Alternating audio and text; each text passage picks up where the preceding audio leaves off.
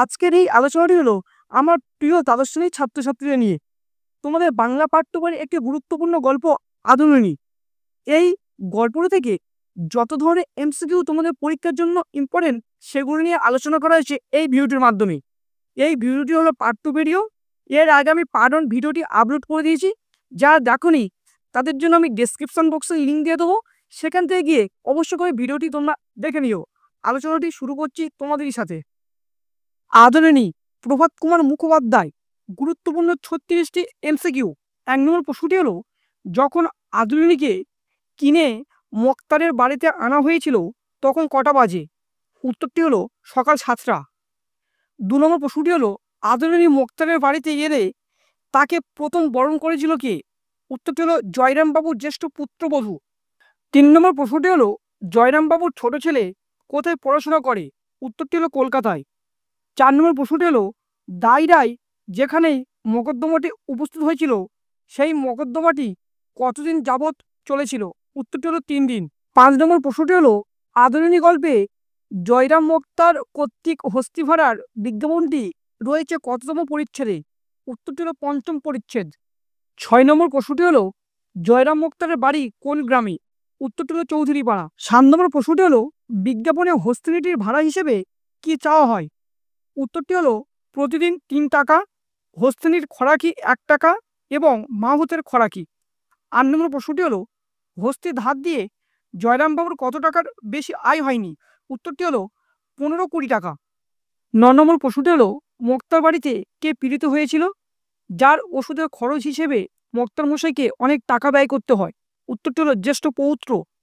10 নম্বর প্রশ্নটি হলো, জয়রাম মোক্তারের জ্যেষ্ঠ পৌত্রের নাম কি? উত্তরটি হলো কল্যাণী। 11 নম্বর প্রশ্নটি হলো, কল্যাণীর জন্য যে পাত্রটি ঠিক হয়েছে সে কোন ক্লাস পর্যন্ত পড়েছে? উত্তরটি হলো এমএ। 12 নম্বর প্রশ্নটি হলো, কল্যাণীর বয়স কত? উত্তরটি হলো দ্বাদশ বর্ষে পদার্পণ। 13 নম্বর প্রশ্নটি হলো, কল্যাণীর বিয়েতে পাত্রপক্ষ কত টাকা চেয়েছে? উত্তরটি হলো 2000 টাকা। 14 নম্বর প্রশ্নটি হলো, আদরিণীকে বিক্রি করার জন্য প্রথমে যে মেলায় নিয়ে যাওয়া হয় তার নাম কি? উত্তরটি হলো বামুনহাটের মেলা। 15 নম্বর প্রশ্নটি হলো, বামুনহাটে মেলা কখন হয়? উত্তরটি হলো চৈত্র মাসে। 16 নম্বর প্রশ্নটি হলো, বামুনহাটের মেলা শুরু হয় চৈত্র সংক্রান্তির কতদিন আগে? উত্তরটি হলো 15 দিন। 17 নম্বর প্রশ্নটি হলো, আদরিণীকে বামুনহাটে মেলায় নিয়ে যাওয়ার আগের দিন তার জন্য কত টাকা রসগোল্লা এনে রাখা হয়েছিল? উত্তরটি হলো 2 টাকার। 18 নম্বর প্রশ্নটি হলো, বামুনহাটের মেলা থেকে আদরিণী ফিরে আসে কবে? উত্তরটি হলো 1 বৈশাখ। 19 নম্বর প্রশ্নটি হলো, কল্যাণীর বিবাহের তারিখ ধার্য করা হয়েছে কবে? উত্তরটি হলো 10ই জ্যৈষ্ঠ।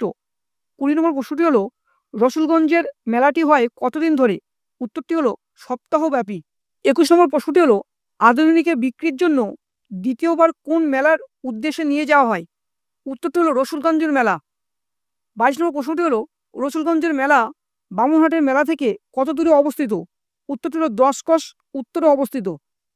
23 নম্বর প্রশ্নটি হলো, আদরিণীর অসুস্থতার খবর জয়রামবাবুর কাছে পত্র মারফত কে এনে দিয়েছিল? উত্তরটি হলো একজন চাষি। 24 নম্বর প্রশ্নটি হলো, বাড়ি থেকে কত ক্রস দূরে আদরিণী অসুস্থ হয়ে পড়ে? উত্তরটি হলো 7 ক্রস। 25 নম্বর প্রশ্নটি হলো, আদরিণী অসুস্থ হয়ে কোথায় শুয়ে পড়েছিল? উত্তরটি হলো আমবাগানে। 26 নম্বর প্রশ্নটি হলো, আদরিণীর অসুস্থতার খবর শুনে জয়রামবাবু সেই স্থানের উদ্দেশ্যে কখন রওনা হয়? উত্তরটি হলো রাত্রি 10টার সময়। 27 নম্বর প্রশ্নটি হলো, আদরিণীর অসুস্থতার খবর শুনে জয়রামবাবু কিসে করে রওনা দেয়? উত্তরটি হলো ঘোড়ার গাড়িতে করে। 28 নম্বর প্রশ্নটি হলো, আদরিণীর মৃত্যুর পর জয়রামবাবু কতদিন বেঁচে ছিলেন? উত্তরটি হলো 2 মাস। 29 নম্বর প্রশ্নটি হলো, কল্যাণের বিবাহ সম্পন্ন হতে মোট কত টাকার প্রয়োজন? উত্তরটি হলো 2500 টাকা। 30 নম্বর প্রশ্নটি হলো, আদরিণী গল্পটির 4র্থ পরিচ্ছেদে কত বছর পরের ঘটনা বিবৃত হয়েছে? উত্তরটি হলো 5 বছর।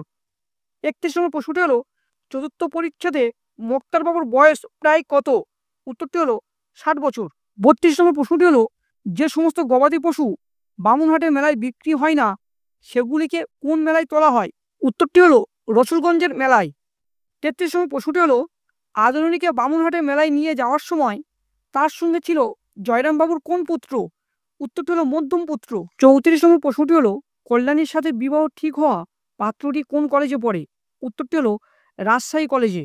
35 নম্বর প্রশ্নটি হলো মহারাজা হরিশ্চন্দ্র রায় চৌধুরীর বৈঠকখানাটি কেমন ছিল? উত্তরটি হলো দ্বিতল বিশিষ্ট।